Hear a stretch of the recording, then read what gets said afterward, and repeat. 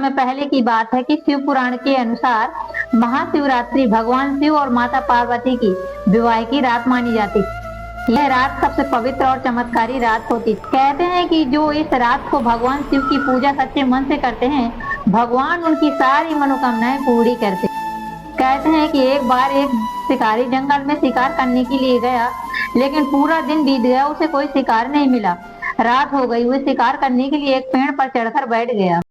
ये रात महाशिवरात्रि की रात थी, यानी शंकर जी और माता पार्वती की विवाह की वो रात थी। उसे पता नहीं था कि वह पेड़ बेलपत्र का था और उस पेड़ के नीचे शिवलिंग था। जागते रहने के लिए वह पेड़ से बेलपत्र तोड़ तोड़ के नीचे गिराता रहा और वो बेलपत्र जाकर शिवलिंग पर गिरते रहे। अनजाने में ही उसकी पूजा हो गई और भगवान ने उसे पूरी तरह से स्वीकार कर लिया। वहां पर एक हिरण पानी पीने के लिए आया। तभी शिकारी ने धनुष उठाया और हिरण ने हाथ जोड़कर कहा कि हे शिकारी, मुझे अपने बच्चों से मिलाने दो, अभी मत मारो, मैं अपने बच्चों से मिलकर वापस आ जाऊंगा।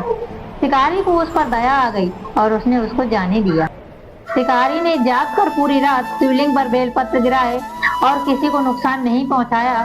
उसकी इस भावना और दया से प्रसन्न होकर भगवान शिव तब उसके सामने भगवान शिव प्रकट हुए और बोले, तुमने जो अनजाने में पूजा की है, मैं तुम्हारी उस पूजा से बहुत प्रसन्न हूँ। इसलिए भगवान शिव ने उसका जीवन सुखमय बनाया और जीवन के उसके सारे संकट और गरीबी दूर कर दिया। तभी से महाशिवरात्रि का पर्व मनाया जाता है। इस दिन लोग व्रत रखते हैं और शिवलिंग पर बेलपत्र, धतूरा, जल वगैरह चढ़ाते हैं और पूरी रात जाकर भगवान शिव का नाम जाप करते हैं। शिवरात्रि हमें सिखाती है कि सच्ची भावना और भक्ति से भगवान हमेशा प्रसन्न होते हैं। कहते हैं अंधेरा कितना भी गहरा हो, शिव का नाम उजेला लाता है। शिव सिखाते हैं शांत रहो, मजबूत रहो, मुश्किलें आएंगी लेकिन शिव भक्त कभी भी हार नहीं मानता।